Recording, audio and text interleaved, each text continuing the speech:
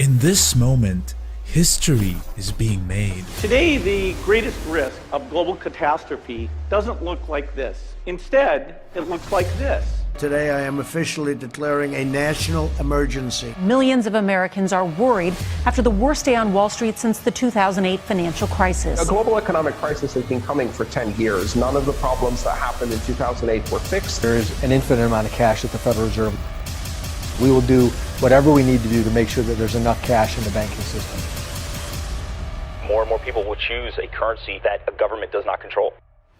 This is not a test. Throughout history, mankind has faced many challenges. With each passing crisis, we learn valuable lessons along the way. We bounce back, stronger, better. But sometimes the world is not ready for what's to come. Sometimes our worldviews face the ultimate test.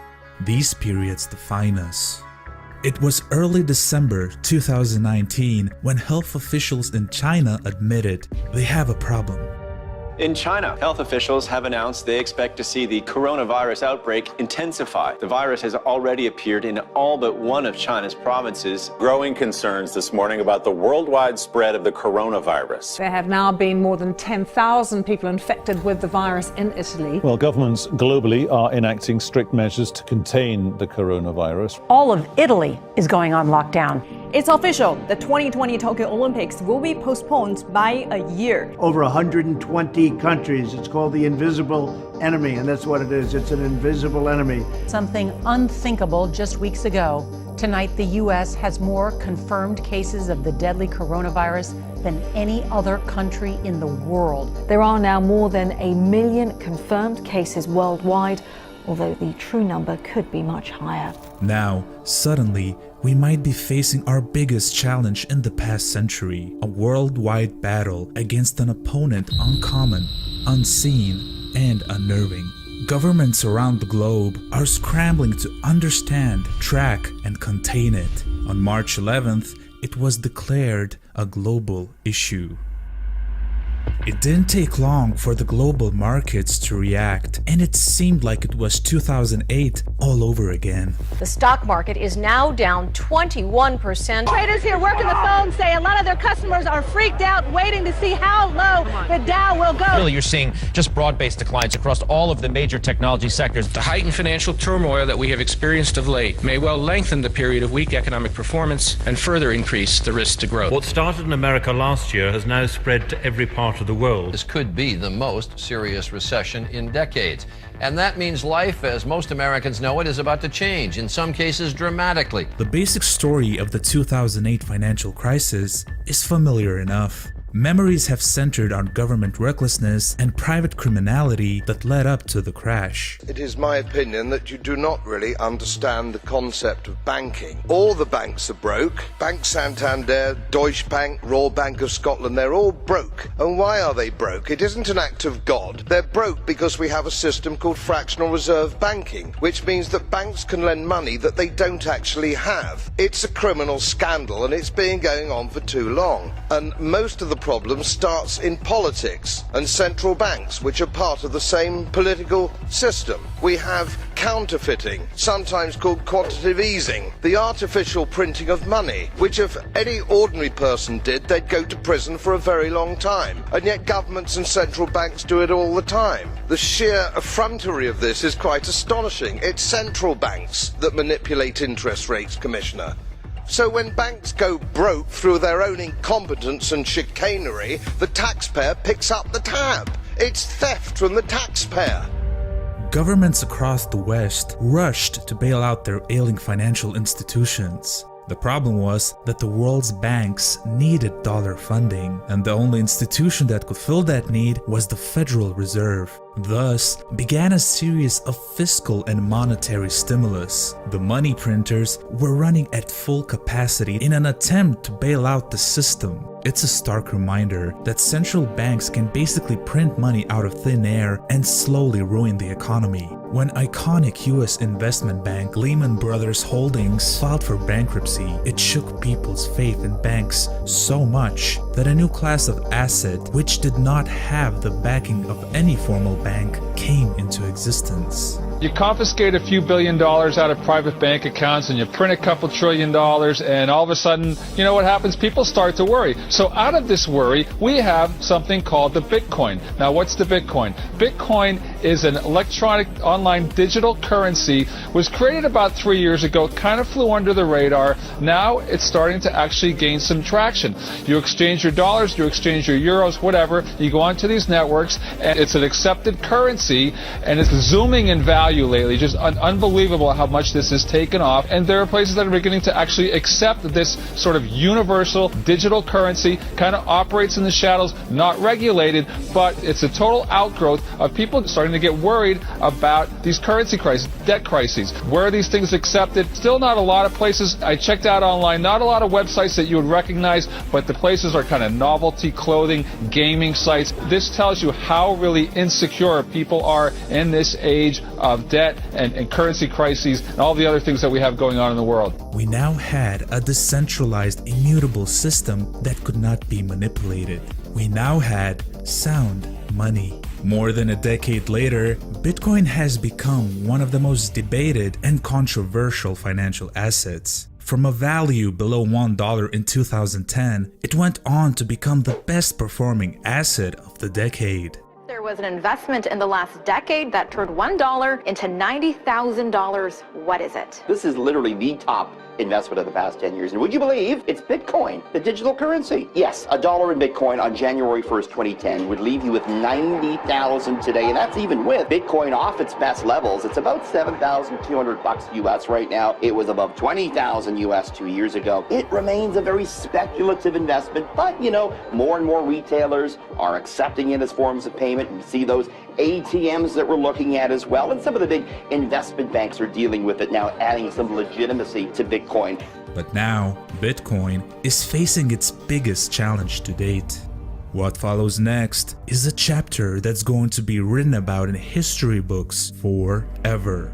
On March 11, 2020, the Dow Jones Industrial Average closed down by almost 2,000 points, ending what will be remembered as the longest bull market run in history. Spreading outbreak is also costing investors trillions. On Wall Street, it was another wild week. The Dow Jones Industrial Average suffered its biggest one-day blow since the market crash of 1987, digging deeper into its first bear market in a decade. The White House's economic director Larry Kudlow is hoping to calm fears. I will still argue to you that this is contained. The sense right now among investors is that we just don't know the extent of this virus, and that's why we've seen so much volatility in the market.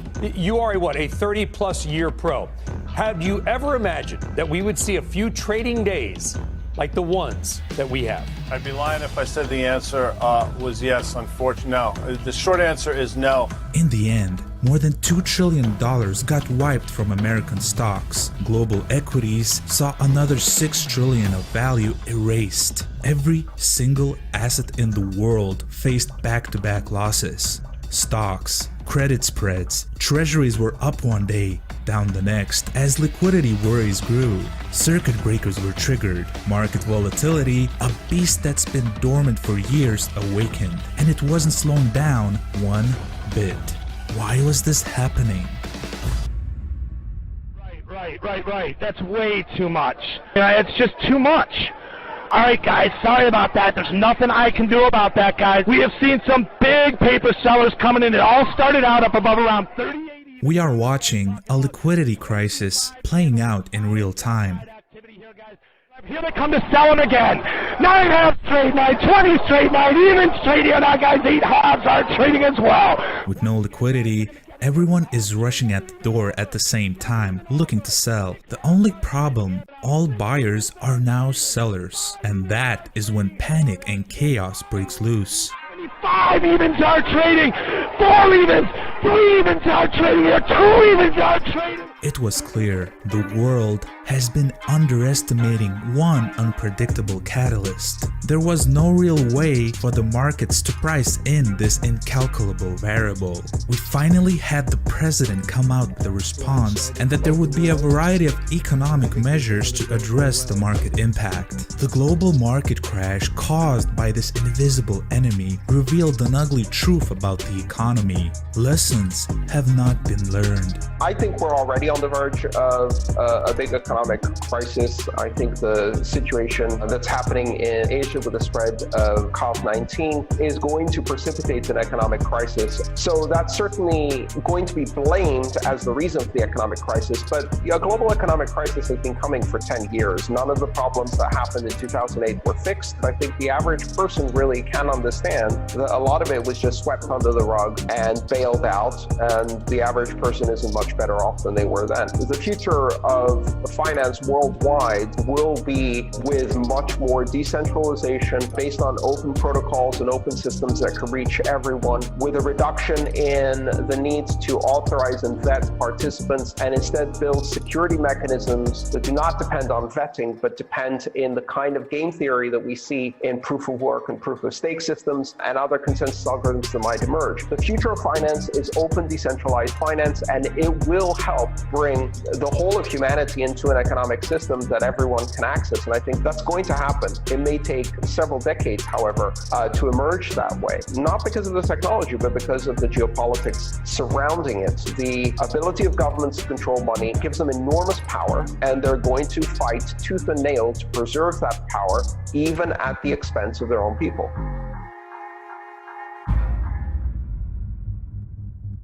Today, we have the US Federal Reserve taking emergency measures to bail out the markets by printing even more money. Again. The crazy thing is, like, in 1971, when we formally abandoned the gold standard, the reality was every country realized that all of a sudden they had infinite power, and it lied in each of their central banks and the ability for those central banks to print fiat money. And so ever since then, we've just basically been printing ad nauseum, effectively. And what Japan has really shown over the last 20 years is, as long as I keep buying my own debt, everything's going to be okay, because, I'm paying myself back. And so I'm just round tripping money constantly. I can keep this whole thing afloat for a very long time. Now, America has a different problem in that it has always been the reserve currency. And there's a lot of foreign entities, governments, and otherwise that own American debt. So, the United States can go and play this game for a while, but eventually it comes home to roost, because you're going to have to start issuing paper at a higher and higher risk premium. The question is, how do you do it? The writing is on the wall. Governments are running out of ammunition. Slashed interest rates and trillions of dollars in quantitative easing are slowly eroding the value of fiat currency. These measures risk plunging the economy into another recession instead of addressing the underlying problems.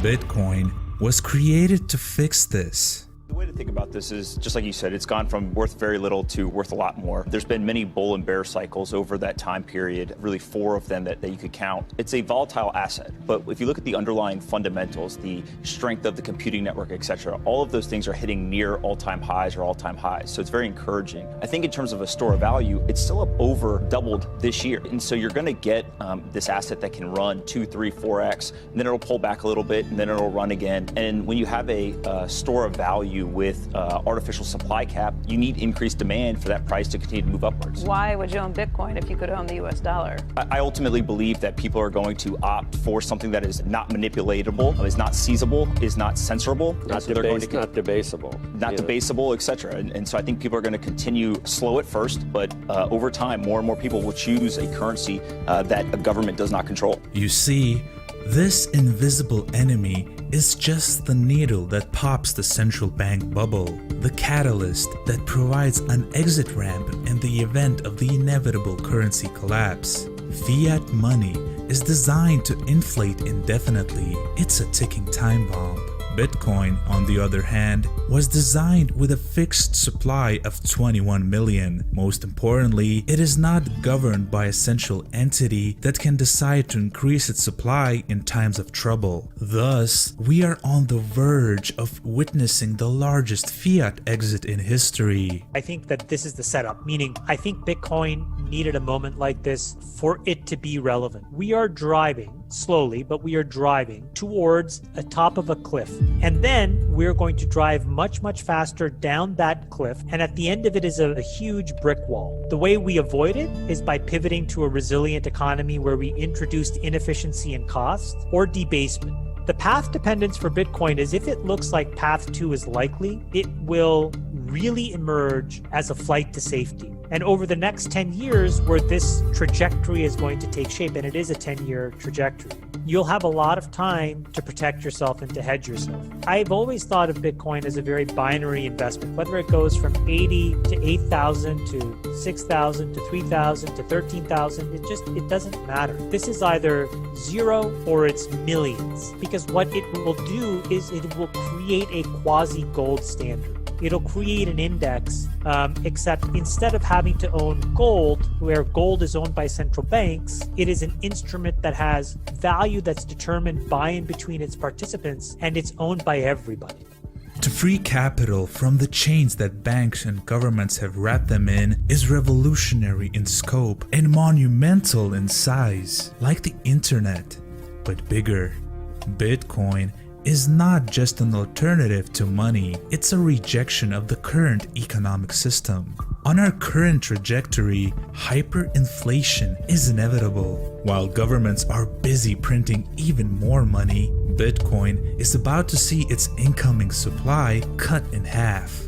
One of the scarcest assets in the world is about to become even more scarce. This is the biggest opportunity Bitcoin has ever seen. You're going to see the rate cuts, you're going to see the quantitative easing, and then you're going to see the Bitcoin halving. It's all going to happen around the same time. And I think that Bitcoin's going to become incredibly attractive to a lot of people here in the short term or very quickly. While all the noise is going on in traditional markets, the decentralized digital currency will keep on doing exactly what it was created to do. Block after block, the strongest computing network in the world will continue to march on, trading 24/7. No circuit breakers, just a global, free market. This is the ultimate exit, one where we're able to build a new system of finance, economics, and government itself. There's a real chance by 2030 we don't find a way to inflate our way out of this, and that the only way to break the back of deflation is essentially to create some quasi form of gold standard, but it'll be almost impossible to do that between governments and central banks. They'll never agree on an instrument and they'll never agree on an exchange, but then bottoms up, people could decide to do it. And the minute that happens, individuals and people, then it's a done deal. First, I have to give Bitcoin creators credit. At least they know enough not to trust fiat money that's controlled by our government. Then why would people trust Bitcoin? It's not control. I mean, why trust something that's digital? Well, I guess you can trust it because it's not controlled by anyone. I mean, had PayPal invented Bitcoin, we'd all be heralding it as the most important financial revolution since the internet, since the credit card, perhaps. How do you account for all of the unknowns? Well, it is regulated. What's the value of it? I mean, well, what's the value of one Bitcoin? I mean, I think right now one Bitcoin goes for about $110, and I think it's skyrocketing precisely because of all these great aspects about it. The whole Bitcoin market is about $1 billion. It's a novelty for the geek squad. I can assure you, if these became well promulgated, then the U.S. government would shut it down. And just to give our viewers some perspective, there's about $4 trillion in currency trading every day, and as Michael said, it's about $1 billion worth of Bitcoin. Is it getting any traction in the markets then, Jeff? Well, yeah, absolutely it is. I mean, it has quintupled in value over the last year. Just since the Cyprus thing came up, it's up over 20%. Over the last month or about a couple months, it's up over 40%. So it's actually getting some visibility out there again. Your purchasing power can be wiped out in a nanosecond, and that's why it would never be widely accepted in this country. I hear you say that, but that doesn't make it true. And I think that there are people who spend a lot of time on this that might know this topic maybe a bit more and who would believe in it.